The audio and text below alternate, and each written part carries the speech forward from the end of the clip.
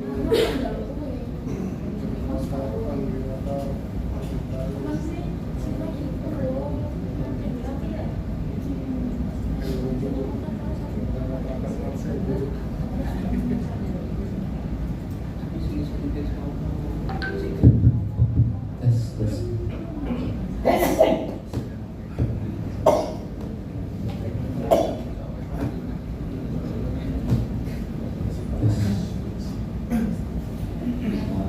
Pak, kita sambung Pak ya. Assalamualaikum warahmatullahi wabarakatuh. Waalaikumsalam. Pertama-tama dan paling utama, saya ucapkan terima kasih kepada BPPT di Pampawa Pak ya, telah mengundang kita untuk menjadi speaker di acara ini. Jujur saya baru pertama kali Pak untuk jadi speaker seperti ini, baru pertama, dan juga itu baru diinfo oleh pimpinan saya kemarin. Nah, jadi ya selain yang ini saya buat, paling yang saya buat satu, yang selainnya itu adalah untuk dasar kita sesuai dengan volume tangki Pertamina. Baik, sebelumnya mungkin bisa perkenalan terlebih dahulu saya. Nama saya Budiman, saya lahir Pekanbaru tanggal 6 Februari 1994. Saya domisili di Jalan Dharma Putra. Si orang Pekanbaru, orang tua di Pekanbaru. Kalau untuk tamatan, ada yang tahu nggak lambang di belakang apa? Yang backgroundnya. Mohon izin, mana tahu ada alumni STTD? Ada? Mohon izin Pak. Ada Bapak izin Pak. Saya alumni PKTJ angkatan 25. Ya, PKTJ. Oh, PKTJ berarti nggak ketemu saya ya? Tahun berapa? 29, saya udah tamat. 2018 saya tamat. Ini junior ini. Mungkin ada yang ketemu, ada yang enggak. Saya jurusan TKO angkatan Korpan.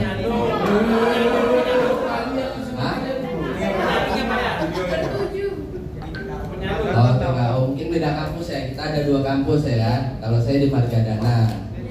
Nah, saya di Margadana. Kebetulan waktu itu adik leting pas 1 klik itu udah beda asrama. Jadi paling ketemu di luar, kalau enggak ada acara kita untuk kampus 1. Ya, mohon izin pengalaman kerja saya.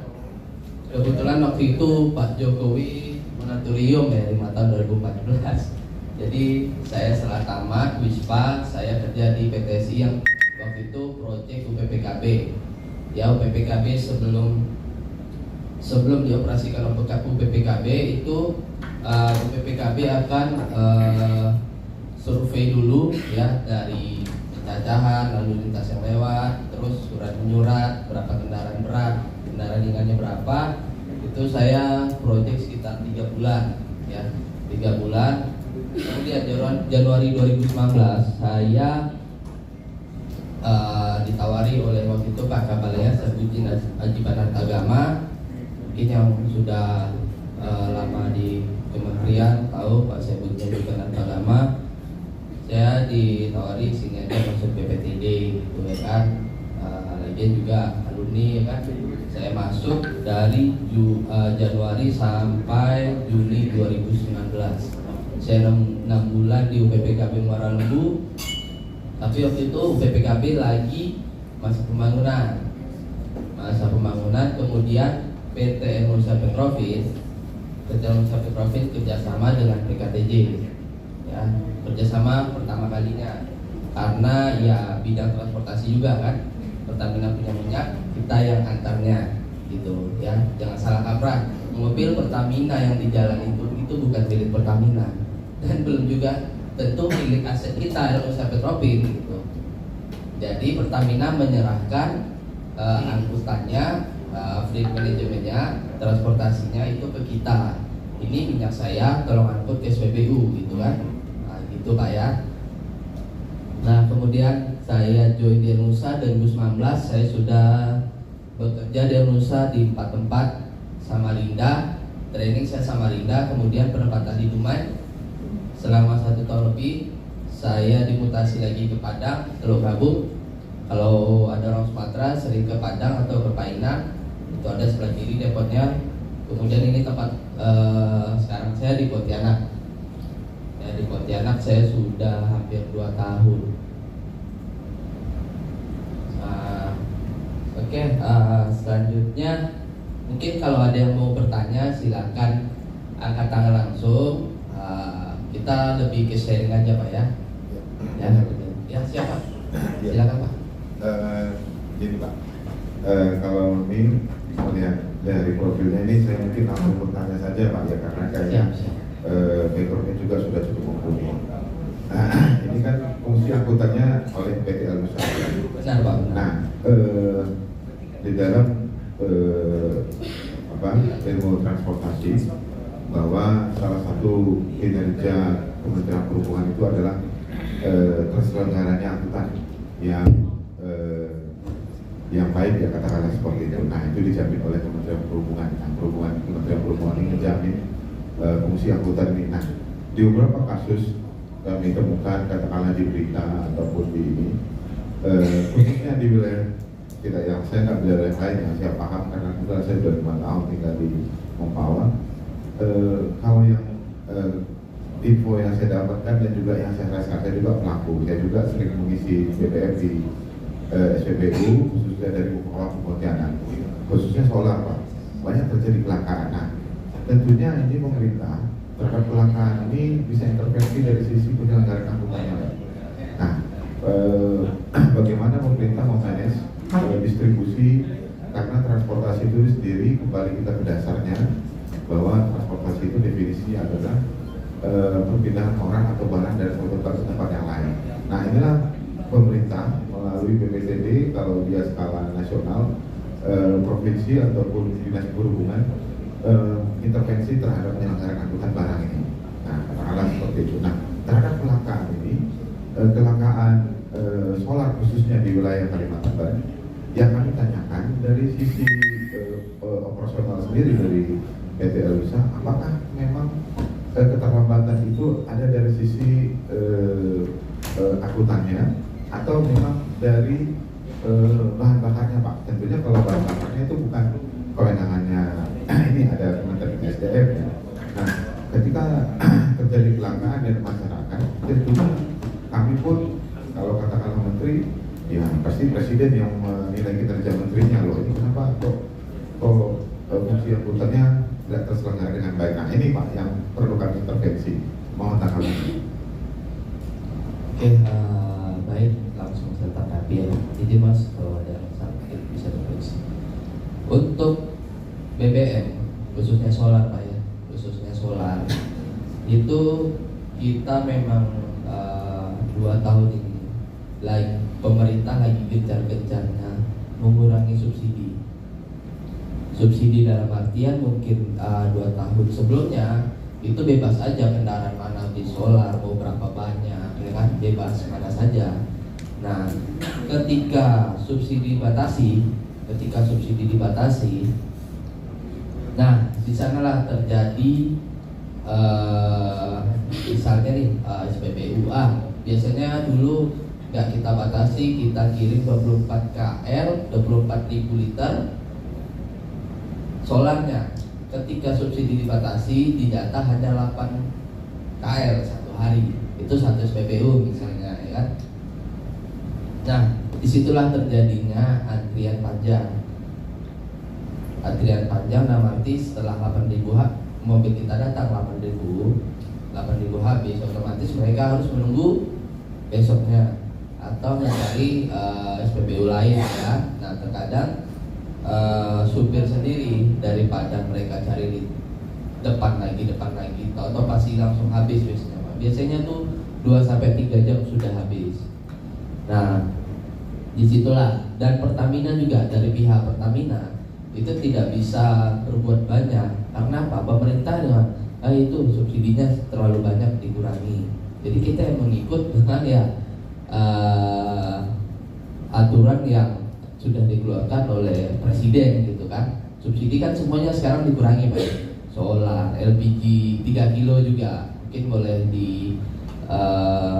dicoba lihat di tempat-tempat distributornya itu kasih semua dibatasi. Yang namanya subsidi sekarang ini lagi gencar-gencarnya dibatasi. Nah, tetapi Pertamina juga membatasi, tapi kita harus memberikan tepat sasaran. Caranya bagaimana? Nah, sekarang ini adalah program dari Pertamina itu seperti menggunakan aplikasi. Di aplikasi My Pertamina itu mobil tangkinya didaftarkan, ya berharga pakai solar, ya kan? Nah, di situ nanti dengan mudahnya Pertamina tinggal tarik data mana nih penggunaan BBM subsidi yang tidak wajar gitu.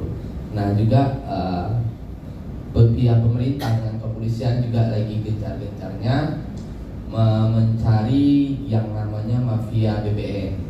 Nah, ini harga solar sekarang 6.800. Dexlet sekarang 18.250 ya. 18.250. Nah, dengan range itu mafia akan memanfaatkan harga solar 6.800 kalau perusahaan kan harus wajib beli Dexlet non subsidi, ya kan? Nah, mafia dengan itu ya mungkin apakah mereka beli di SPBU kemudian dijual ke industri. Nah, itu pihak kepolisian dengan Pertamina dan pemerintah juga kerjasama untuk memberantas itu. Nah, jadi programnya pemerintah memberikan BBM itu harus tepat sasaran, tepat jumlah, tepat sasaran, ya kan? Mungkin dengan kalau misalnya berantas semua mafia, mungkin tidak ada lagi yang ngantri, Pak. Tidak akan ada lagi yang ngantri karena apa? Seharusnya memang untuk ke pengguna ya untuk ke pengguna, bukan untuk ke penjual lagi gitu. Nah, mungkin emang banyak semuanya berkaitan, polisi, Pertamina, pemerintah semuanya harus berkolaborasi untuk membenahi BBM ini. Bukan kita aja, sekarang masyarakat pun bisa melaporkan. Misalnya supir saya kecil, tinggal di foto aja lapor ke 135, ya kan? Tulisan di belakang ada 135. Kalau center telepon ke KB sekian itu kencing, kirim fotonya. Udah, kalau kita ada yang ketahuan kencing kita tidak toleransi, PHK langsung. Apalagi kalau sudah ada foto. Mungkin izin sudah cukup, Pak? Apakah lagi ada tambahan? Ya. Berarti masuk.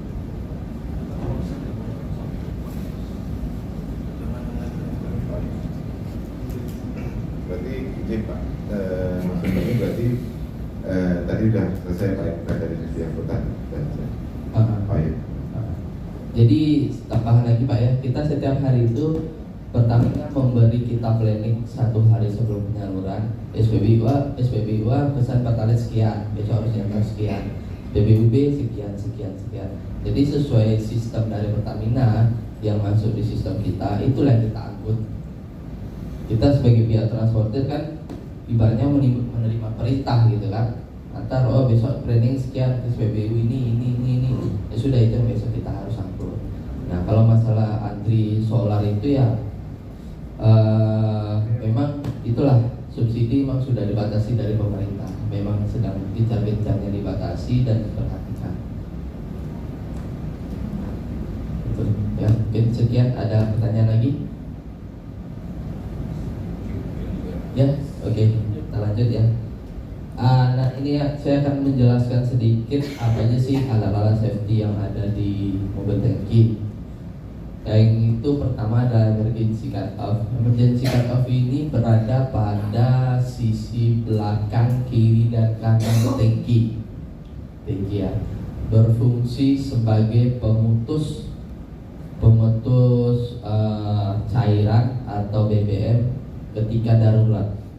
Ya, jadi misalnya SPBU kebakar, mobil kita lagi ini kan lagi ngisi, tekan emergency cut off, maka BBM-nya akan tidak ngalir lagi pada saat pembongkaran gitu. Nah, ini gunanya untuk menutup lubang pipa yang di dalam gitu. Yang kedua adalah grounding ya. Grounding ini berfungsi untuk mengantarkan arus listrik statis yang ada di dalam mobil tangki, yang ada di dalam tangki. Ya mungkin bapak-bapak contohnya misalnya plastik aja kita gosok-gosok, terus kita angkat di tangan, lengket, itu ada listrik statis. Listrik tersebut menyebabkan ya listrik yang kita hindarkan itu listrik bisa menimbulkan percikan api atau panas. Nah, makanya langsung dialirkan dari tangki ke grounding. Grounding itu nanti akan bergesek langsung dengan aspal ya. Jadi nggak langsung dialirkan ke bawah. Terus nih safety switch. Nah, safety switch ini berguna untuk memutus arus kelistrikan yang ada di mobil tangki. Kalau safety switch-nya off, walaupun kontaknya di-on-kan, itu tidak akan bisa nyala mobilnya. Jadi safety switch ini adalah pemutus listrik utama ya. Jadi ketika akan mengendarai mobil tangki itu safety switch-nya harus dalam keadaan on, dan baru kontaknya bisa di-on-kan atau bisa di-shutter. Ya, ini merupakan alat safety kita juga yang penting dalam mobil tangki, karena api berasal dari kelistrikan itu sangat sering. Contohnya di dalam mobil kabin bisa terbakar atau apa. Nah, itu adalah gara-gara konsleting arus listrik. Nah, ini dalam kompartemen ya Pak ya. Mungkin dalam kompartemen itu Bapak temukan kayak contohnya di dalam baterai. Di dalam baterai itu kan ada sekat-sekat. Nah, sekat-sekat itu yang berguna untuk mengurangi goncangan ketika akan manuver.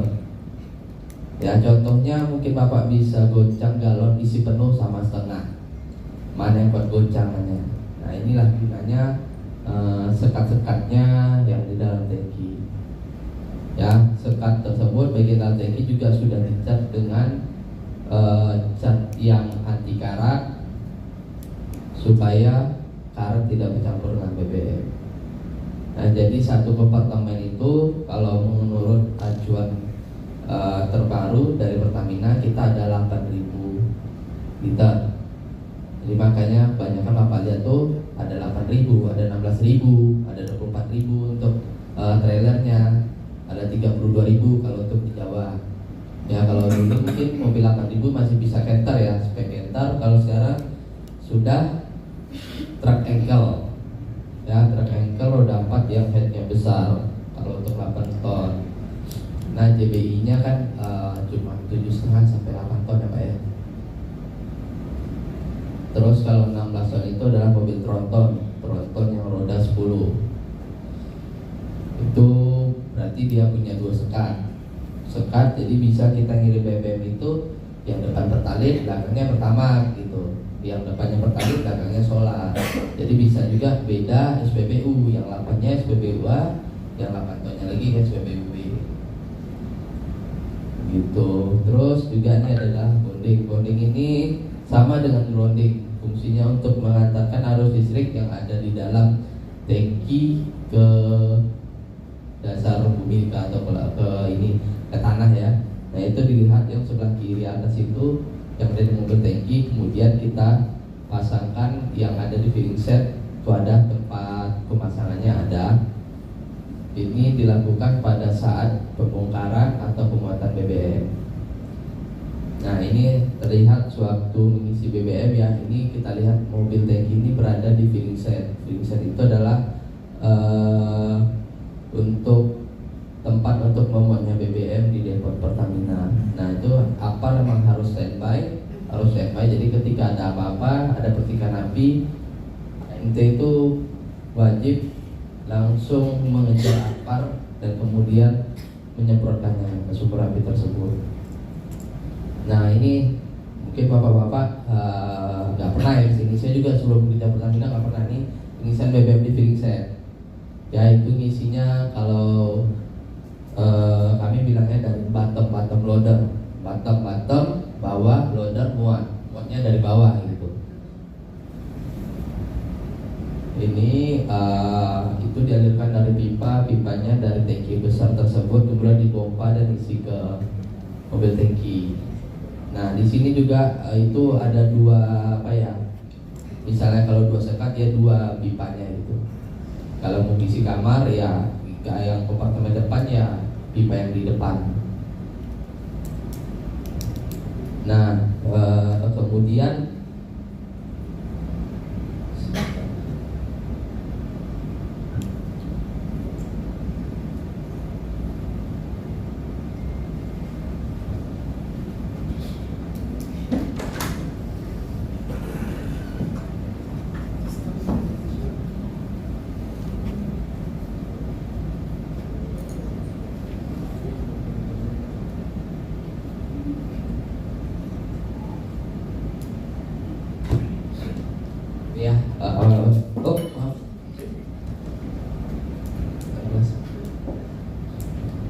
Ini adalah syarat dari Pertamina ya untuk kita sebagai transportir.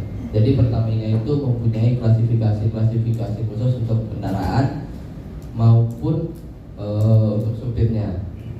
Ya, jadi yang membuat regulasi kita sebagai transportir adalah Pertamina. Nah, regulasi tersebut harus kita penuhi. Ini contohnya untuk mobil tangki. Mobil tangki itu hanya bisa digunakan 10 tahun. Ya, dalam arti misalnya sekarang pengadaan 2022 berarti 2032 sudah tidak bisa digunakan. Kecuali tangkinya kalau bahannya aluminium itu bisa 15 tahun. Ya, bisa 15 tahun. Dalam arti mungkin mobil tangkinya aluminium bisa dicopot dan diganti ke headnya yang lain gitu. Nah, bahan tangki pun ada aluminium, ada besi biasa ada. Terus juga di sini sudah diatur tentang peremajaan, bagaimana teknis-teknisnya. Nah, di sini juga kita harus memenuhi ini, perusahaan, PT dan lain-lain. Nah, di sini adalah berat dimensinya sudah diatur juga oleh Pertamina. Jadi kita sebagai transportirnya Pertamina tersebut mempunyai buku volume khusus yang harus dipenuhi sebelum jadi transportir. Nah, ini untuk mobil tangki berat kendaraannya berapa. Nah, ini adalah spesifikasi kendaraannya. Nah, juga pengecatan bagaimana, semuanya letak stiker, letak logo Pertamina, besarnya berapa, itu sudah diatur dalam buku ini. Jadi misalnya bapak-bapak lihat ada dilarang menumpang atau apa, nah itu adalah yang mengacunya di sini semuanya. Nah, mungkin kalau mobil lama, kalau untuk dekot lain masih ada yang 5 KL, masih ada yang 10.000 liter. Nah itu tinggal menunggu afkir. Nah, nanti peremajaan yang mengikuti aturan yang terbaru. Nih ada logonya, logo Pertamina warna apa. Terus juga kalau mobil merah putih itu adalah peruntukannya untuk SPBU. Kalau yang biru putih mungkin ada yang lihat warna biru putih bedanya apa sih gitu ya kan. Nah, kalau biru putih itu adalah untuk industri. Ya, dalam artian industri tidak diperbenarkan menggunakan produk subsidi. Ya, kalau merah putih masih ada ngangkut solar, pertalite. Kalau industri itu ngangkutnya deadline, tidak boleh ngangkut yang subsidi, nggak boleh. Ya, mungkin sekarang juga kalau nggak salah saya itu aturan terbaru boleh warna hijau mas ya, industri ya, gas warna. Jadi pokoknya merah putih itu adalah untuk masyarakat umum, ya, untuk SPBU, untuk penggunaan masyarakat. Nah, di sini juga ada tuh stikernya, dilarang merokok, awas kendaraan panjang dan lebar, interlock. Nah, ini syarat ini kita itu dari Pertamina mempunyai vendor list karoseri.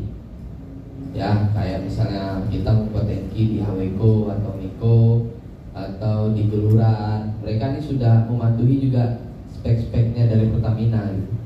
Jadi ketika transportir mau pesan mobil tangki sama tangki untuk speknya Pertamina, mereka sudah tahu.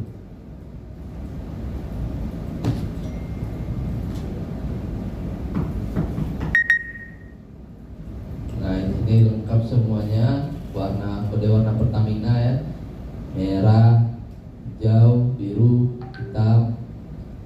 Cat-catnya pun diatur ini menggunakan pantol 0186C.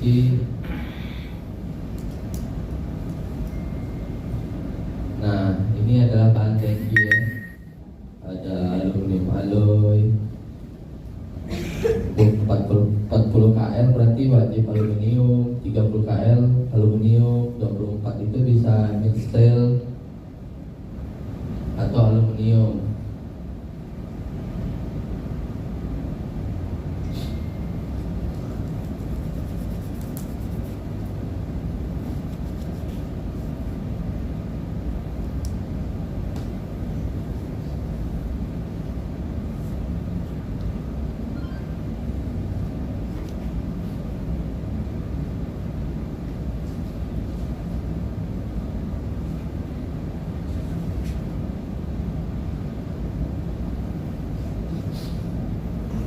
Mungkin ada yang mau ditanyakan Pak, silakan Pak. Sekalian saya ini juga. Izin Pak. Iya silakan Pak. Apakah setiap mobil tangki itu, ini kita juga bicara di luar pertandingan, Iya silakan Pak. itu pasti ada kabel grounded. Wajib Pak, kita wajib ada. Jadi mobil tangki misalnya peremajaan baru itu kan dikir dulu Pak ya. Dikir dulu, setelah kir sebelum bisa ngisi ke depot kita tuh ada namanya mengurus dulu ya izin masuk kendaraan untuk pengisian di filling set. Nah itu mungkin bisa saya katakan lebih ketat banding uji di perhubungan Pak, uji kirnya. Karena kalau uji kir mungkin fungsi rem, lampu-lampu semuanya. Nah kalau di sini kita tombol-tombol apa semua kayak switch on apa itu wajib aktif Pak. Grounding wajib turun ke aspal. Nah mungkin ada yang menggantung atau apa itu kan lama-lama gesek habis, biasanya sih ditarik lagi ke bawah. Terus apakah kalau memang ada nggak yang memang tidak ada tempat untuk menempel groundingnya itu? Kalau untuk di depot itu pasti ada Pak. Kalau untuk di depot, kalau di SPBU pun sebelum dioperasikan itu akan ada checklistnya nanti dari Pertamina sendiri, checklistnya layak nggak dioperasikan SPBU-nya. Gitu. Itu wajib ada Pak semua, groundingnya, aparnya, semua alat emergensinya harus ada. Siap.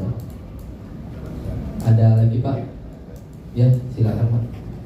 Mungkin ada yang mau tanya, silakan. Ini diam nih antara paham atau nggak paham ini. Izin Pak. Ya, silakan. Pengalaman satu kali saya ditugaskan oleh pimpinan untuk ini Pak mengikuti apa namanya tiket Lebaran Pak. Jadi pada saat itu saya temukan program praktek di terminal itu tidak berjalan sesuai. Nah ini saya juga mulai bingung di terminal khususnya LBN itu kenapa tidak berjalan pada masa angkutan Lebaran gitu. Jadi pada waktu itu saya membuat desain satu form pre-test inspection, data yang juga masih ada, kendaraan yang saya gunakan di kantor, semuanya kita checklist mulai dari indikator. Kebetulan waktu itu yang saya inspeksi mobilnya R3 Pak. Mobil kendaraan pribadi sih saya buatkan satu form pre-test inspection lengkap, mulai dari ban, tekanan ban. Kalau ban kan ceknya di tekanan mobil, kalau pribadi, kalau truk saya kurang paham. Mulai semua indikator baterai, kemudian ya semua beda-beda mobil semuanya juga pernah kita buatkan Pak, cuman belum beredar kalau kita melaksanakannya. Nah, apakah dari Pertamina sendiri punya suatu standar ataupun SOP terkait dengan pre-trip inspection ini? Nah, pada saat pengemudi mau berjalan tentunya kan ada pre-trip inspection ya Pak ya, mulai dari sistem pengereman, panel, kemudian dashboard dan lain-lain, sampai dengan gandengan sampai kepada instruknya. Nah, ini seperti apa Pak? Mohon sharingnya, terima kasih. Mungkin saya kurang lengkap filenya Pak ya.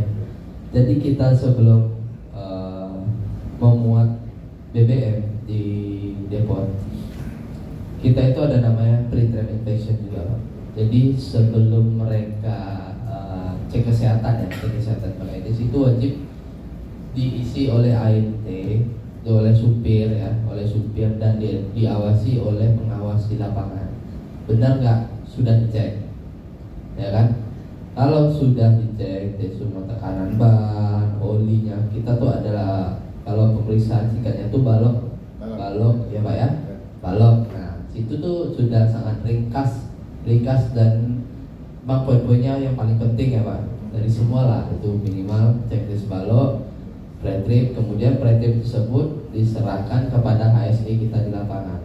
Setelah mobil oke, ready, sudah oke, baru supir ini bisa melakukan cek kesehatan di medis, ya, atau kami sebutnya fit to work, ya, fit untuk bekerja. Setelah fit to work, baru nanti medis info di sistem, berarti kan mobil tangki sama AMT-nya sudah fit, sudah siap. Nah, nanti baru muncul di sistem itu adalah ready. Nah, setelah ready AMT dan mobil tangkinya itu baru bisa divalidasi atau dikasih ini tujuan KB1 ini, gas BBM ini, produknya ini, baru mereka melakukan pengisian BBM di filling set. Ya, setelah melakukan pengisian BBM di filling set, nanti selesai ngisi BBM baru dicek di gatekeeper, namanya kami bilang gatekeeper itu pengecekan kuantitas dan kualitas BBM, ya, apakah sudah sesuai dengan IQOD. IQOD itu adalah acuan kita di TUM, tangki ukur mobil ya. Kalau di dinas meteorologi biasanya kita perpanjang tiap tahun tuh ada acuannya gitu. Acuan misalnya ini kita beli Aqua, dia ada acuan batasnya sekian, itu 8.000 liter. Nah setelah cukup kualitasnya bagus, baru kita segel. Segel itu adalah segel yang tadi di bottom loader kita segel, dan di manhole juga kita segel. Gunanya apa? Gunanya adalah untuk mencegah AMT kita berbuat curang pada saat pendistribusian BBM ke SPBU. Ya, nah, mungkin ya itu salah satu faktor kita mencegah kecurangan. Tapi ya tetap yang namanya maling, 1000 cara kita mencegah, dia 1001 cara dia maling Pak ya. Pasti ada. Nah mungkin kalau dulu sering, kalau sekarang kan mereka udah was-was. Karena sekarang sudah ada Android, tinggal difoto, dilaporkan, besok kena PHK. Nah mungkin itu Pak kalau untuk masalah pre-trip. Nanti kembalinya dari SPBU, mereka juga akan melakukan namanya quick check atau ram check, ya kan, kalau kita bilangnya ram check. Ram check itu ya cek sekilas kan, tadi pada saat awal oke, kita cek lagi ada masalah nggak, mana tahu ada rem yang bocor atau apa. Nah kalau untuk masalah rem biasanya kita nggak ada toleransi Pak, karena rem ini kalau saya pribadi masih mending nggak bisa digas daripada nggak bisa direm, ya kan, nggak usah jalan sekalian gitu. Atau kita nanti arahkan membuat form servisnya, kemudian kita arahkan kalau mobil aset ke workshop kita, kalau memang servis berat ke PT-nya masing-masing gitu. Jadi perlu Bapak ketahui, kita sebagai transporternya Pertamina itu tidak seluruhnya adalah aset milik PT Nusa Petrofit. Jadi dari Pertamina juga merekomendasikan PT-PT lokal, dalam artian PT tiap-tiap kota itu yang punya mobil tangki itu ditawarkan dahulu. Kalau mereka tidak bersedia untuk bekerja sama dengan Nusa untuk mengangkut BBM, baru nanti Nusa akan mengajukan untuk aset mobil tangki milik PT Nusa sendiri. Nah untuk PT transporter kita yang kerja sama dengan kita nih lumayan banyak lah. Mungkin yang paling terkenal di sini CKKB, Citra Kencana Kalimantan Barat, Cahaya Morika, kemudian Friko Prima Kabar untuk mobil 8 KL-nya, kemudian ada juga Melancar. Nah, itu transporter kita yang kerjasama dengan kita. Jadi mereka punya mobil, kita yang memanage, kita yang mengatur mobil ini mau dikirim kemana-kemana. Nanti tiap bulan akan kita bayarkan berapa hari sih kita pakai itu. Mungkin ada lagi Pak? Mana tahu ada yang mau punya mobil tangki mau join sama kita ya. Kalau untuk kalau saya Pak, awak mobil tangki tangki kita Elmusa Pak. Ya, semuanya di bawah naungan Elmusa. Jadi sekali lagi yang punya minyak itu adalah Pertamina. Kita hanya gosennya aja Pak. Kita nih gosen lah ya. Kita ya kalau tahu aplikasi Gojek itu kita hanya gosen kirimkan barang. Setelah terkirim baru kita dibayarkan Pertamina gitu Pak. Ada lagi yang mau sharing, mau bertanya silakan. Mungkin adik-adiknya pada malu mau nanya atau apa. Silakan, nggak apa-apa. Iya, santai aja. Iya. Jika izin bertanya Iya.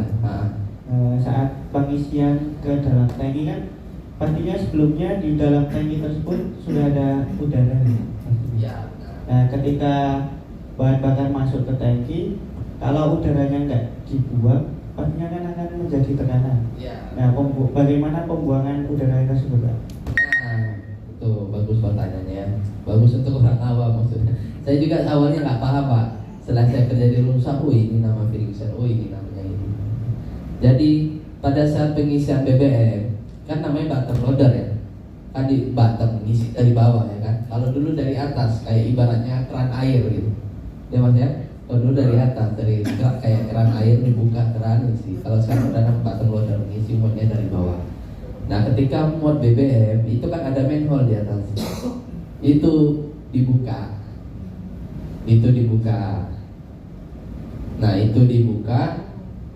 Nanti itu akan menjadi apa ya? Acuannya ketika ngisi BBM kan ada namanya ikbot. Ikbot itu tadi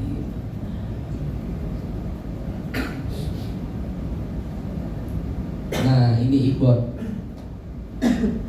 Ini itu ada yang paling atas itu adalah ikbot. Ikbot itu adalah legalnya dari Dinas Meteorologi.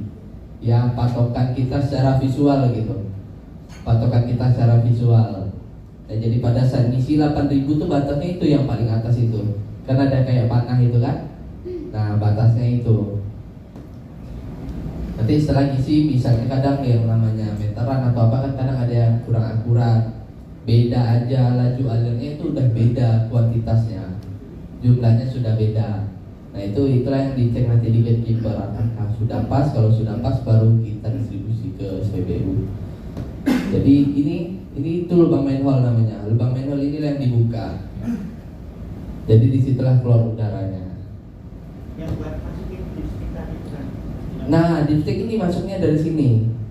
Dipstick itu mengukur ketinggian cairan tersebut. Dipstick itu kayak apa ya? Kayak ibaratnya pensil dimasukin dalam gelas, ada ukurannya tapi pensilnya segini sudah sesuai, itu baru kita kirim. Gitu. Ada yang bertanya lagi? Silakan Pak. Masalah supir mana tahu ya kan?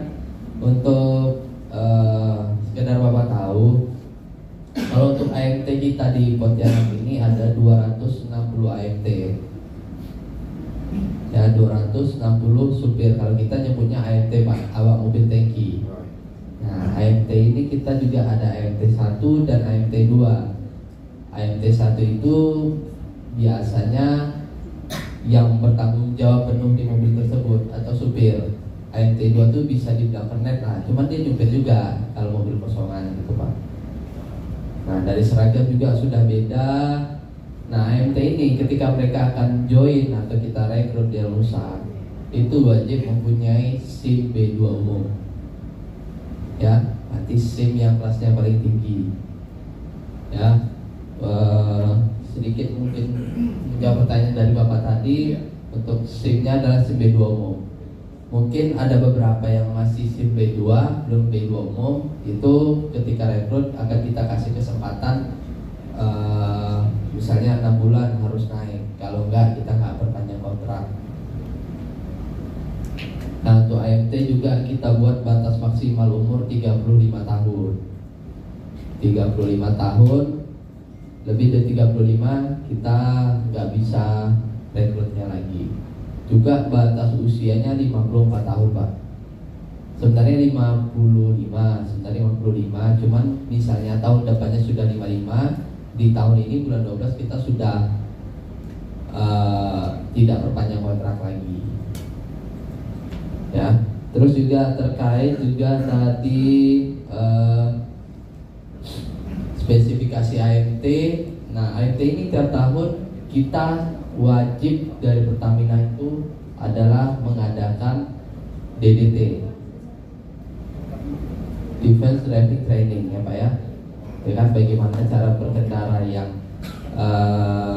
defense dan eco drive seperti tadi Bapak bilang, eco drive, ya kan. Itu tiap tahun kita wajib Pak. Kita wajib mengadakan tersebut. Kalau tidak nanti kita nggak dibayarkan Pertamina Pak. Kita nggak dibayar Pertamina. Jadi memang ada kegiatan tiap tahun yang wajib AMT ikuti, dan itu harus ada buktinya seperti foto, daftar hadirnya siapa aja, itu wajib kita laporkan Pak. Kita DDT setiap hari, walaupun ya materinya kayak Bapak sendiri mungkin kayak gini yang dibicarain kayak ini aja gitu, tapi ya kita sebagai kita tuh harus mengingatkan, selalu kita ingatkan bagaimana sih cara berkendara yang aman, yang selamat, yang bagaimana cara eco drive gimana gitu. Ya mungkin kemarin dari Pak Wildan itu juga mengatakan banyak yang masalahnya rem blong Pak ya. Pasti banyak ya kan, bagaimana sih kemauan mereka tentang kendaraan itu sendiri gitu. Kalau di kita itu mobil tangki itu kalau kita jarang acak-acak Pak. Misalnya ini KB1 yang bawanya si Udin gitu kan, kita itu aja gitu. Selagi tidak ada masalah dia dengan kinerjanya bagus, kita nggak akan gonta ganti. Karena apa? Ya dia yang punya mobil, dia bawa tiap hari, dia yang tahu performa mobil tangkinya gitu. Kenapa nggak kita acak? Nah, contohnya Bapak aja mungkin di kantor ada kendaraan dinas, selagi masih bisa jalan ini pasti dipakai gitu. Misalnya bocor lah rembes olinya atau apa, masih bisa jalan dipakai gitu. Yang penting kita dulu aman, orang selanjutnya kita ya terserah mereka gitu kan Pak. Nah, itulah cara kita untuk memanage bagaimana sih AMT ini supaya paham, benar-benar merasakan oh mobil ini kayaknya ada yang aneh atau yang ada yang lain gitu. Jadi kita tuh tetapkan satu mobil tangki itu ya AMT-nya itu aja. Kecuali mungkin terkadang ya ada yang nggak cocok antara AMT 1 dan AMT 2, biasanya menyampaikan nggak cocok Pak atau apa, kinerjanya kurang atau gimana gitu, atau malas, biasanya mereka akan menyampaikan minta ganti gitu. Tapi jarang sih Pak yang kita ganti satu mobil ini kita ganti AMT 1, AMT 2 nya jarang gitu. Juga tadi terkait pertanyaan Bapak, journey risk management plan Pak. Journey management plan itu hampir sama Pak. Journey JRM kita sebenarnya JRM ini risk management ya, manajemen perjalanan risiko kan gitu Pak. Jadi setiap kota, setiap daerah itu kan ada risiko perjalanan, apakah itu tikungannya kerajaan atau apa. Nah jadi kita tiap-tiap mobil tangki itu kita bekali dengan buku JRM, Journey Risk Management. Nah di buku itu adalah risiko-risiko jalanan yang berbahaya, di sana kita tampilkan. Nah ada juga kita putar juga di layar monitor video daerah-daerah yang rawan kecelakaan. Nah itu bagaimana cara mitigasinya, bagaimana cara berkendara yang bagus di daerah tersebut, itu sudah ada Pak. Jadi ya sama seperti Bapak, kita ini kan menekan kecelakaan lalu lintas Pak ya. Nah kan fungsinya perhubungan kan itu kan, bagaimana supaya menekan angka kecelakaan lalu lintas. Kita juga begitu sebagai perusahaan transportasi menginginkan berkendara yang aman, selamat, tidak memberikan dampak buruk terhadap lingkungan kan gitu Pak. Jadi kita juga berbagai cara, apalagi sekarang pemerintah juga lagi gencar-gencarnya ya kan, kecelakaan dikit Pak Wildan turun, kecelakaan dikit Pak Wildan turun, apalagi yang angkutan umum. Jadi itu Pak, kita JRM sudah ada di perusahaan kita, sudah kita tampilkan juga di depot kita, di TV juga kita. Tiap hari sekarang ini saya diwajibkan mengikuti briefing ke AMT ya. Jadi sekarang ini zamannya, kalau dulu mungkin atasan bisa duduk di dalam ruangan, kayaknya semuanya Pak ya. Kalau sekarang kita harus turun ke lapangan, harus foto, minimal foto. Bener nggak kita mengikuti, kan gitu Pak. Jadi ya kita tidak bosan-bosannya mengingatkan kepada AMT untuk menjaga kecepatan, terus juga tindakan kecelakaan lalu lintas, apa semuanya selalu kita ingatkan Pak. Juga di mobil tangki kita itu ada GPS Pak. Jadi di mobil tangki kita GPS, kalau lewat 60 km per jam itu akan bunyi. Itu akan bunyi di mobil tangki, dan kita punya area di Balikpapan yang akan menelpon langsung lewat GPS tersebut. Jadi di mobil itu ada mic, ada speaker, ada alat GPS. Ketika lewat 60 km maksimal kita 3 menit Pak. Biasanya tapi 30 detik itu udah ditelepon langsung supir dari Balikpapan nelpon, Bapak ini KB sekian, mohon Pak untuk jangan overspeed. Biasanya nelpon langsung. Dan speaker kita ada juga di mobil tangki. Nah, GPS ini bisa kita lihat juga dan laptop saya pun sekarang bisa Pak dibuka GPS. Siapa yang overspeed, siapa yang tidak jalan, siapa yang berhenti, semua ketahuan. Nah, mungkin ada tambahan Pak? Satu lagi Pak. Silakan Pak. Nah, saya punya pengalaman nih Pak. Ketika itu saya mengemudi dari Pontianak ke Membawa. Nah, di depan saya waktu Pertamina. Kemudian ketika saya mengikuti di belakang, si pengemudi ini AMT-nya ini membuat seat kanan Pak. Iya. Nah, saya ini bingung Pak. Kira-kira Bapak kan betul headnya ya. Kira-kira maksud si pengemudi ini apa Pak? Saya juga bingung. Mungkin seat kanan apakah itu menandakan saya tidak boleh ngadep atau mendarat, kira-kira seperti apa Pak? Mohon izin. Kalau biasanya kalau saya ini Pak ya, yang saya baca itu saya kadang menandakan yang pertama ya tidak boleh nyalip, atau ada kendaraan di depan, ya kan, atau ada orang nyebrang gitu ya kan, yang membuat pengendara di belakang tidak kelihatan atau blind spot Pak ya. Yang kedua pasti untuk belok, tapi biasanya kalau di jalan lintas itu lebih diperuntukkan untuk melarang orang nyalip sih Pak. Melarang orang nyalip. Biasanya sih kanan gitu. Kita juga SOP kita tidak gitu. Karena apabila ya mungkin Bapak di belakang ada kendaraan di depan atau misalnya tikungan kiri ya, kita di sini kan nggak kelihatan Bapak kan blind spot kan. Kalau misalnya ada pengendara belakang maksanya belakang di samping kita, nah pasti kita juga terlibat. Iya. Pasti, minimal kita saksi Pak. Iya. Pasti. Kita juga akhir tahun ini lumayan banyak laka Pak, lumayan banyak laka. Tapi ya rata-rata pasif sih. Kalau kita pasif itu kesalahan dari pihak ketiga. Mungkin bapak-bapak ada lihat inilah mobil masuk got atau apa, itu ya bagaimana cara AMT untuk mengambil tindakan supaya tidak ada makan korban. Karena jujur Pak, saya nyampe Pontianak ini, saya lihat pengendaranya, khususnya di Siantan, itu nggak ada lampu merah Pak, nggak ada lampu merah, dan pengendaranya sangat agresif.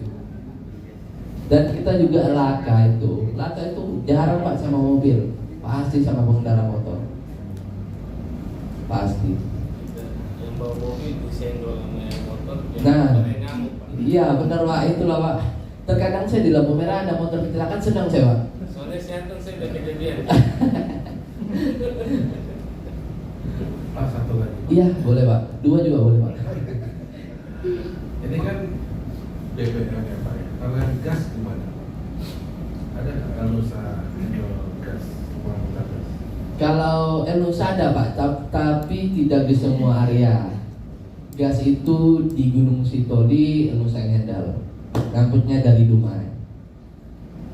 Jadi kalau untuk Nusa ini memang apa ya?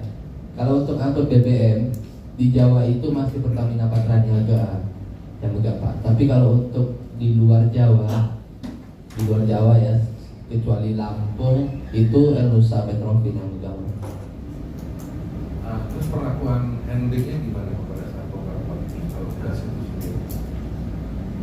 Untuk handling Pak, maksudnya? Bongkar muat gas. Oh, bongkar muat gas. Nah itu Pak, seperti yang dikatakan tadi sama Mas Harton itu, kalau gas itu kita kan berdasarkan muatan apa Pak ya, beratnya.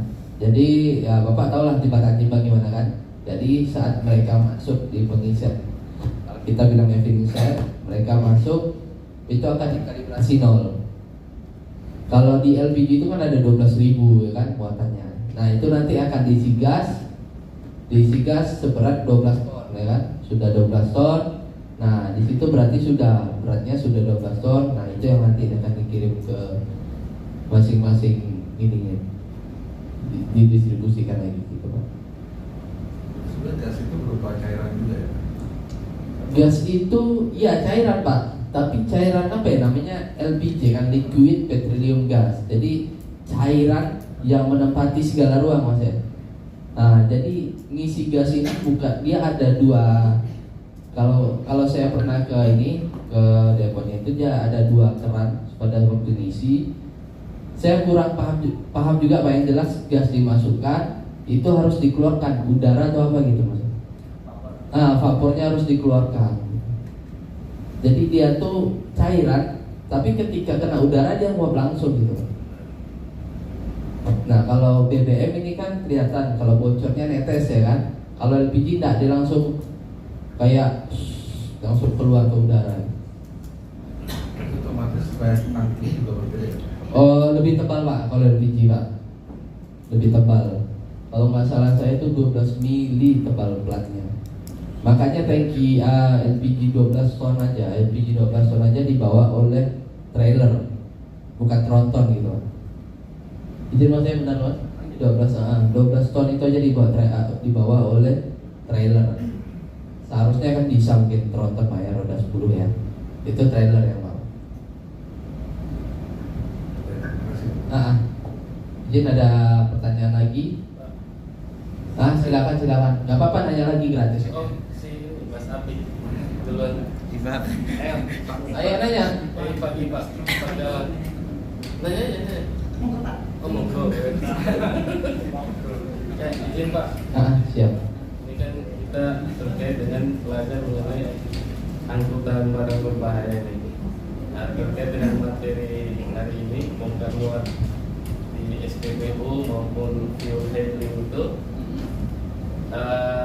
ini kan mungkin kita kalau dari segi transportasi di perhubungan mungkin ini kan kita saling belajar, kita belajar dari Elmusa. Nah mungkin yang mau saya tanyakan, kami kan contoh di kantor kami itu kan ada gedung bengkel Pak. Nah biasa itu kan aktivitasnya ada barang-barang berbahaya juga. Kalau pendapat saya sering kita bongkar muat di bengkel itu seperti mungkin BBM ataupun gas, tapi dalam skala kecil untuk kebutuhan praktek, mungkin praktek di kapal ataupun praktek terkait dengan kendaraan bermotor. Nah kira-kira apakah ada pengalaman dari Indonesia kira-kira berbagi ke kami, misalkan kalau kita bongkar muat BBM dalam skala kecil ataupun gas untuk kebutuhan praktek kami di bengkel, kira-kira ada tips-tips nggak terkait dengan penanganan terhadap barang berbahaya tersebut. Contoh mungkin kita biasa ada kegiatan pengelasan di bengkel itu, otomatis kita menggunakan tabung gas yang 12 kilo ke atas. Mungkin ada contoh barangkali sehingga menjadi aware kami atau perhatian kami untuk terkait dengan safety itu. Jadi kita juga melihat safety ini jangan jadi simbol bagi kami di perhubungan, tapi coba kami implementasikan. Mungkin itu dari saya. Terima kasih. Ya, baik, terima kasih Pak ya. Kita lebih ke sharing Pak ya. Yang namanya api ya, api itu adalah ada segitiga api Pak ya. BBM kita sudah ada ya kan. BBM di sana sudah ada. Ada udara kita tidak akan bisa memungkiri tidak ada udara. Terus sumber panas. Nah sumber panas ini yang harus kita cegah. Dalam artian begini, kalau memang ada cairan BBM atau apa, itu lebih baik diisolasi di suatu tempat yang tersendiri gitu Pak. Ya, tersendiri, tidak dan tidak banyak orang yang melakukan aktivitas di tempat tersebut, apalagi pengelasan. Pengelasan kena bunga apinya aja dikit jadi Pak, jadi tahun baru nanti. Nah terus juga yang namanya tadi pakai ngelas pakai ada tabung besar Pak ya.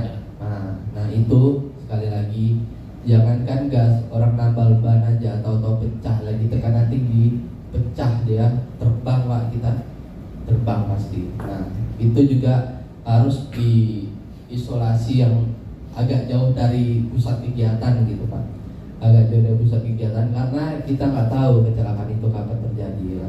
Kalau saya dulu di BKTJ, bengkel kita kalau di kampus 1 itu memang sempit sih Pak, memang sempit. Tapi ya itu diusahakan kayak BBM apa itu di ruangan sendiri gitu. Jangan sampai ke apalagi perceceran atau apa. Kita nggak tahu, mana tahu ada kawan yang lewat merokok atau apa ya kan. Nah kalau sebenarnya yang membuat api ini menyala itu bukan yang cair di bawah Pak, bukan. Yang menguap di udara kena api, nah itu yang bakal terbakar. Boleh Bapak buktikan rokok Bapak lempar ke BBM atau apa, nggak akan. Tapi kalau udah uapnya kena percikan api, jadi langsung. Izin Pak, mohon izin pimpinan pertemuan agak panjang. Terkait itu tadi Pak, betul Pak. Ini kan masalah kesadaran kita terkait tadi menjaga situasi tidak terjadi kebakaran dan lain sebagainya. Seperti yang Bapak bilang tadi, sedikit saja ada percikan atau bagaimana akan berakibat berbahaya.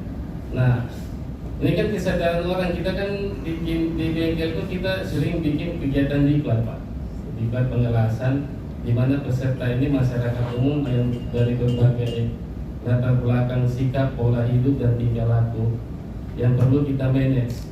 Nah, saya ingin bertanya kira-kira apakah Elnusa punya pengalaman memanage bagaimana merubah perilaku itu sehingga orang ini bisa taat, sehingga bisa kami copy paste nanti kami implementasikan di tempat kami. Karena terus terang kalau saya secara manajemen emosi agak apalagi orang dari timur Pak. Ya, jadi nanti saya takutnya kita tegur maksudnya baik tapi diterima dengan tidak baik, jadinya terjadi emosi di situ, akhirnya kita terpancing maksudnya baik malah kita jadi huru-hara di situ. Kira-kira dari Elnusa kan saya lihat dari faktor SOP sepertinya bagus ini. Kira-kira ada yang bisa di-sharing ke kami Pak, biar bisa kami implementasikan trik-triknya itu terkait pola itu. Ya, makasih. Oh ya, kalau untuk kita Pak ya, kita di Depot, kita sebelum melakukan kegiatan atau sebelum kita ke lapangan, sebelum masuk Depot kita itu wajib safety induction. Safety induction itu adalah kita menginduksi daerah-daerah mana yang rawan, yang bahaya. Kalau kita itu ada namanya daerah 0. Daerah 0 itu adalah tidak boleh bawa HP, tidak boleh bawa korek, moving set, yang lain, itu ada daerah 0. Nah, nanti ada lagi daerah yang di atasnya itu mungkin boleh bawa HP atau apa, tapi tidak boleh bawa korek. Dan juga kita di tempat kita itu disediakan smoking room. Jadi kita jangan melarang orang, tapi kita tidak memberikan solusi. Ya kan Pak ya? Nah, jadi kita, dilarang merokok. Aku merokok nggak merokok aja 2 jam udah pusing kepala ya kan? Nah, sediakan tempatnya di mana gitu. Oh, di sudut sana. Kalau kita di sudut Pak biasa tempatnya. Karena kalau orang tidak merokok itu dia nyium sedikit aja asap tuh udah nggak enak. Jadi kita sediakan tempat juga. Terus juga di safety induction tersebut dijelaskan ini tempat ini titik kumpul apabila terjadi kebakaran, titik kumpulnya di sini. Hari ini tidak ada praktek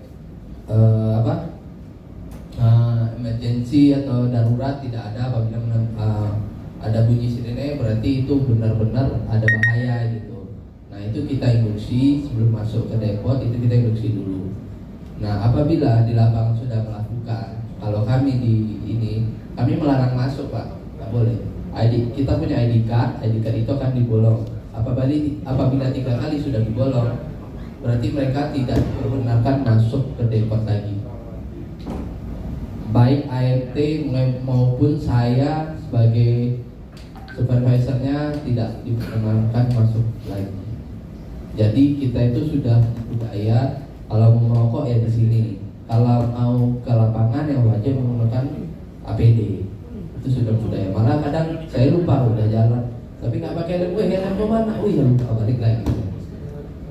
Nah itu yang harus dibiasakan Pak. Jadi sebelum diklat atau apa, siswa mungkin dijelaskan dulu, dibuatkan dulu video safety induction yang gitu.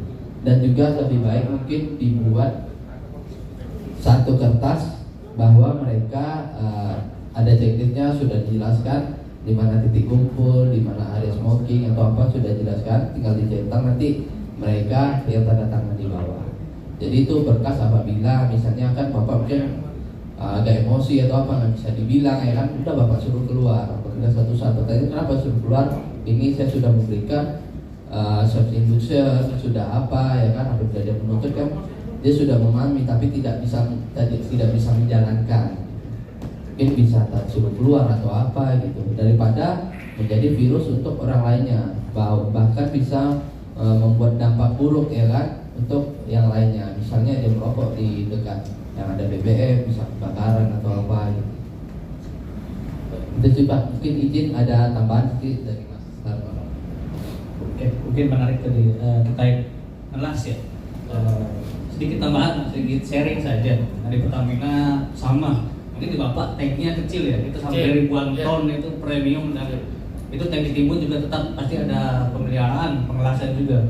Itu lebih super sekali.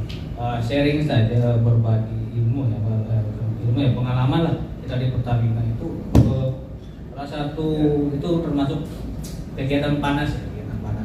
Nah, persyaratan Pertamina yang pertama sebelum melakukan kegiatan panas itu ada namanya risk assessment. Tadi sama kita juga cari kategori dia kerjanya apa, ngelas, berarti potensi apa saja itu dijabarkan semua di risk assessment.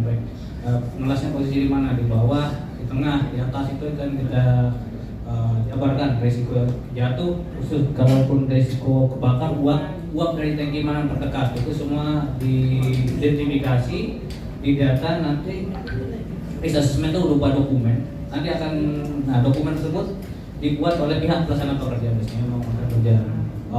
Jadi setelah pihak pelaksana membuat, nanti akan direview oleh fungsi safety di kita. Dia akan mereview apakah benar ini, apakah semua potensi bahaya sudah teridentifikasi. Nah itu secara di tempat kita ya, mungkin di tempat lain mungkin dalam skala kecil mungkin bisa sama. Nanti tetap pertama itu identifikasi potensinya.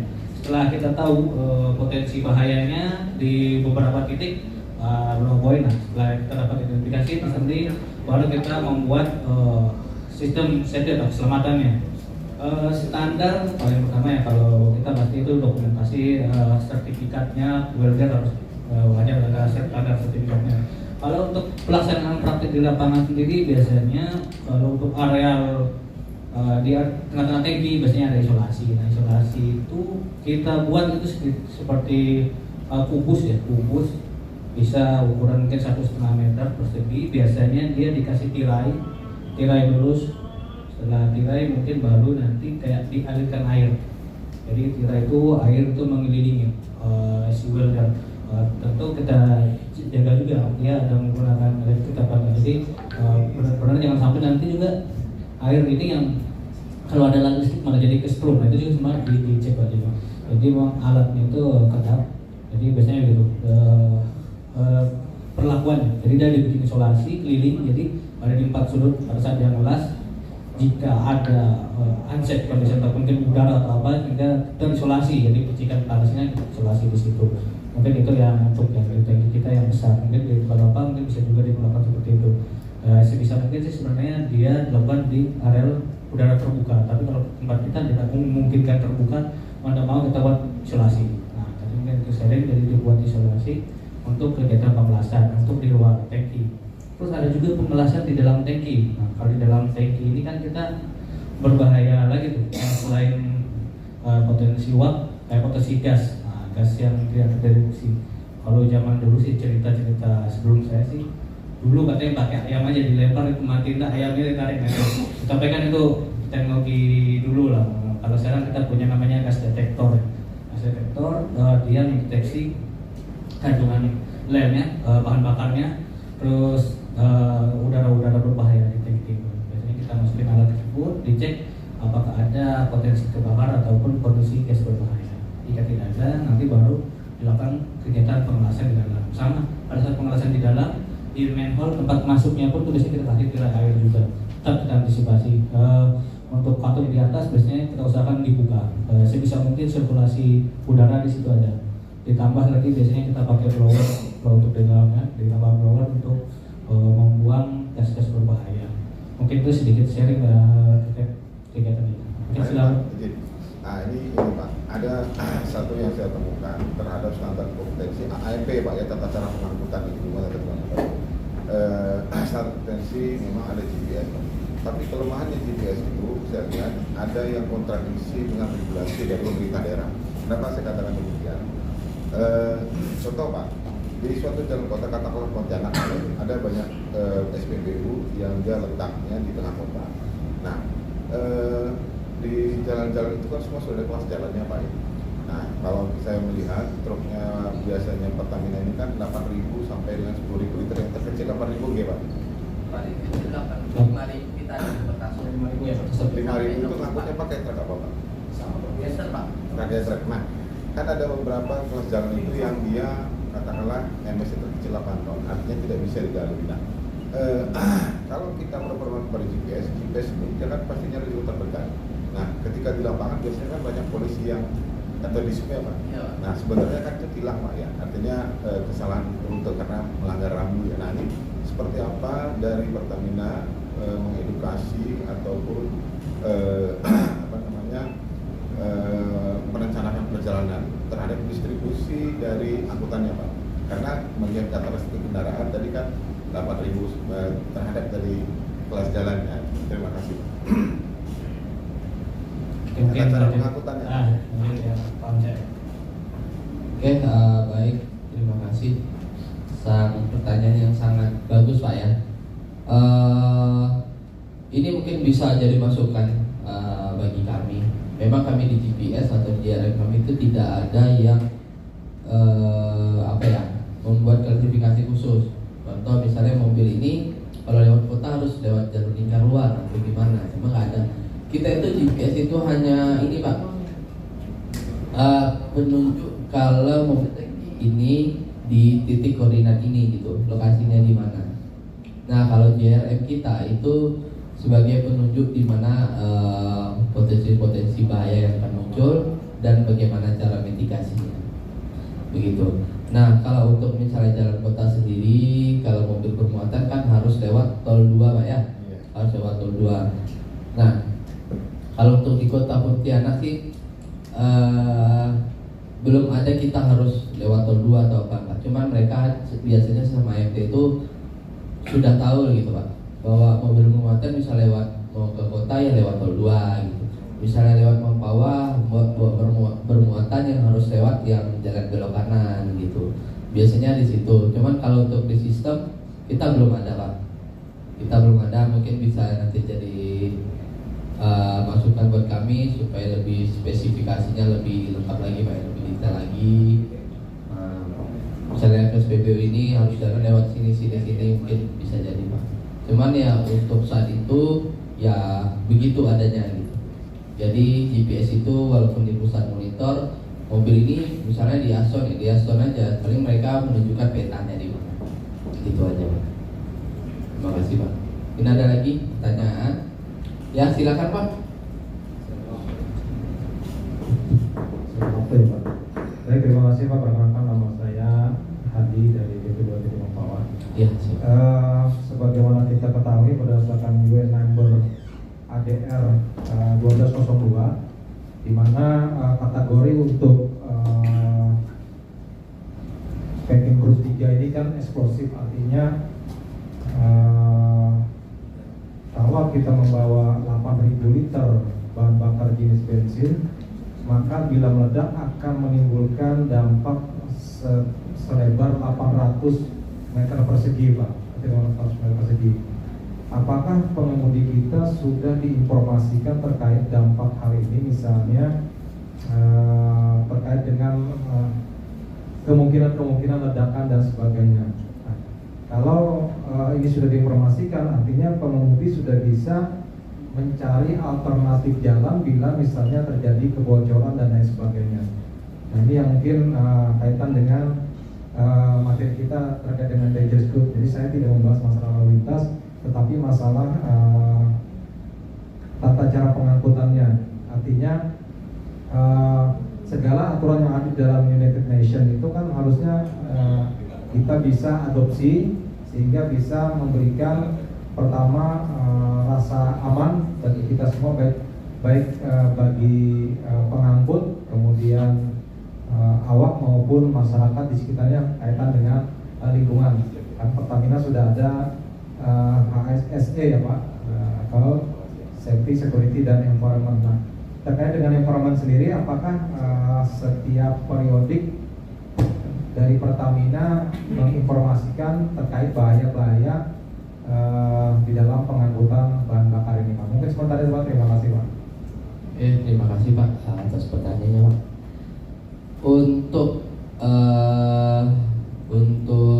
pemberitahuan kayak pada AMT apabila ada potensi bahaya, itu kalau saya sebagai pengawasnya itu kita ada grup Pak, ada grup apabila memang ada update informasi kita akan langsung share di grup. Nah setelah di share kita akan menghubungi mobil tangki yang akan lewat daerah tersebut, gitu Pak. Contoh misalnya tahun baru itu sangat besar sekali potensinya untuk mobil tangki terbakar. Bagaimana cara mitigasinya? Nah di manhole itu biasanya kawan-kawan kita AMT itu menutup manhole tersebut dengan karung goni basah Pak. Ya, menutup dengan karung goni basah, juga bottom loadernya kita selimuti, kita balut dengan karung goni basah. Gunanya apa? Ketika ada gelombang api lewat atau apa, dia tidak terkena dengan uapnya BBM. Jadi uap BBM tersebut langsung didinginkan oleh karung goni tersebut. Gitu. Jadi didinginkan, maka dia tidak jadi menguap ke atas. Gitu Pak. Juga tentang tadi resiko di perjalanan, kita pasti langsung update ke grup Pak. Bagaimana misalnya di sini ada bencana alam misalnya ya kan, ada bencana alam, kita cari alternatifnya. Kalau tidak ada jalur alternatif, misalnya kita distribusi ke Tabang atau bencana alam di Tayan ya kan, kalau tidak ada jalur alternatif, kita akan alih supply ke TBBM, Jombor ke Tabang, ya, depot yang memungkinkan bahwa bisa bongkar di SPBU tersebut. Dan juga kalau ada emergensi bocor atau rembes, netes BBM, terutama kalau Pertalite, ya kan, nah itu sangat riskan sekali. Biasanya MT kita menginformasikan foto, video, kemudian kita carikan alihnya di SPBU terdekat. Ya, SPBU terdekat paling mana yang paling dekatnya sudah bongkar di sana. Nanti yang SPBU tujuan mobil tank tersebut bocor akan kita gantikan dengan mobil lain. Gitu. Jadi kita juga tidak mengambil resiko. Kita paksakan sampai ke sana, tahu-tahu nanti yang ada ya minimal pasilosis. Kalau netes ya kan kelamaan pasilosis, kuantitasnya berkurang. Nah pasti kan kita menghubungi SPBU tersebut, kita tanyakan, nanti kita informasikan bahwasannya itu ada penggantian mobil tangki. Nah nanti surat jalannya kita titipkan ke mobil tangki yang lain. Gitu Pak. Mohon izin Pak, mungkin ada ini lagi Pak? Ada tambahan Pak? Iya. Ini informasi Pak. Iya, silakan. Kalau biasanya kalau Bapak pengemudi dari Pertamina menemukan ini, setahu saya lampu mati, biasanya di bawah lampu merah itu ada pengaduan Pak, nomor dinas perhubungannya. Biasanya sih Pak, tapi nggak tahu kalau yang di sana. Biasanya ada di bawah. Nah kalau Silakan dilaporkan maksud saya. untuk mobil tangki sih biasanya sekarang itu kita terpusat satu Pak ya, 135. Terpusat ke 1135. 135 itu adalah layanan pengaduan ya segala jenis pengaduan lah di mobil tangki, ya maupun industri atau apa, atau bapak menemukan penyelewengan BBM, silakan lah bapak ke sana. Nanti mereka ke sana akan menginformasikan ke kami dan kami harus segera tindak lanjut. Gitu Pak. Ini ada tambahan lagi, ada pertanyaan lagi, mana tahu? Ada yang kurang paham, silakan Pak, kita sharing di sini ya kan. Mana tahu ada pertanyaan Bapak yang bisa jadi masukan untuk kami, kita sampaikan ke manajemen. Tidak izin bertanya, pada saat pengiriman bahan bakar, apakah diperbolehkan ke truk tangki tersebut untuk beristirahat di seperti tempat rest area dan sebagainya? Kalau misal diperbolehkan, apa yang harus dilakukan oleh AMT truk tangki tersebut? Oke, terima kasih. Terkait dengan istirahatnya AMT ya, bukan AMT aja, seluruh supir regulasinya kan 4 jam berjalan, 30 menit istirahat, Pak ya.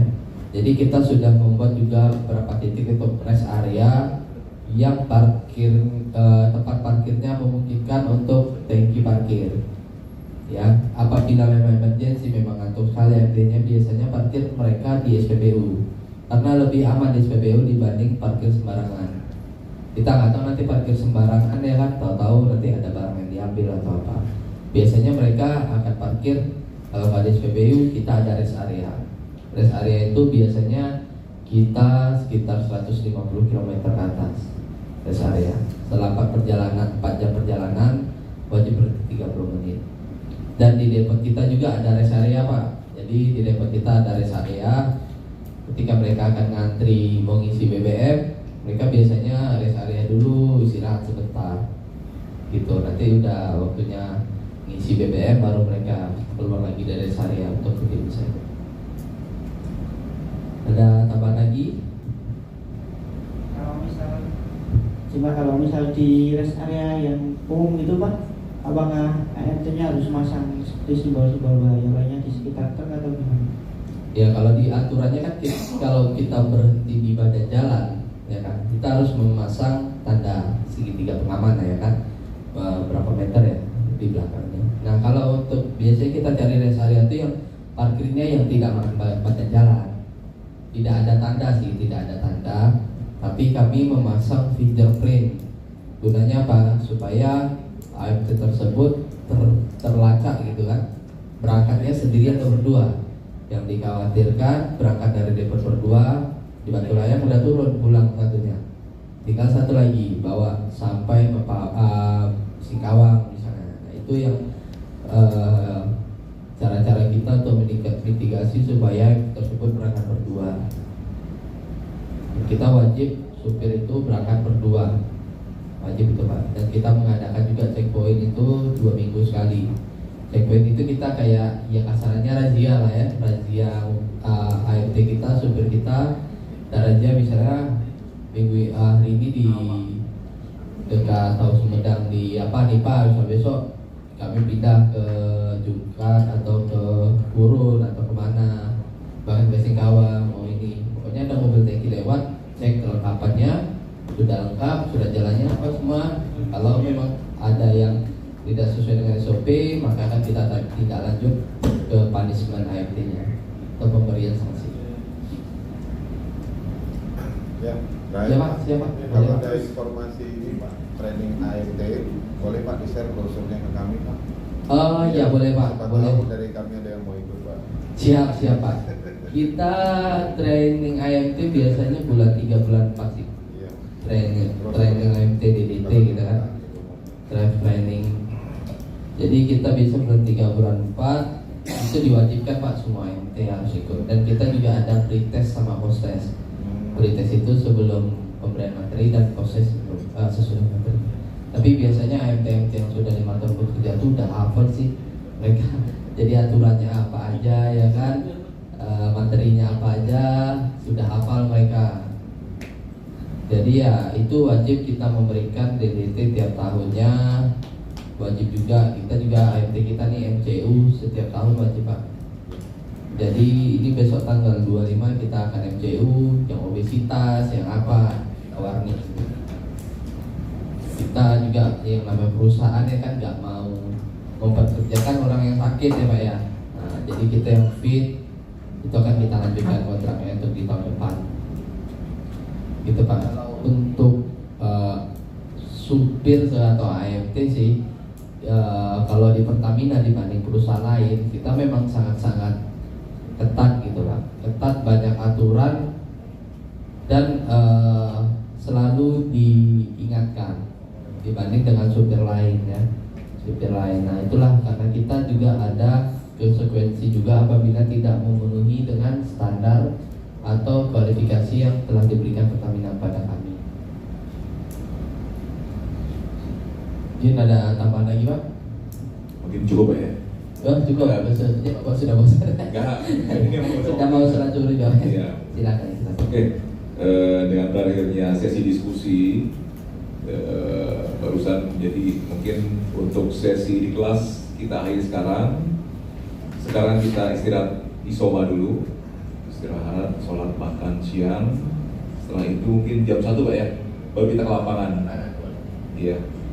Makasih buat Pak Arif, Pak Hartono untuk sharing knowledge sama pengalamannya selama ini di Pertamina. Baik, saya akhiri kelas kita tutup, kita menuju makasih ya. Terima kasih. Lagi kita jam berapa? Kita kumpul lagi jam 1 ya, biar cepat. Ya, kita. Nah, kita sendoknya lokasinya ya. Jam 1 Pak ya.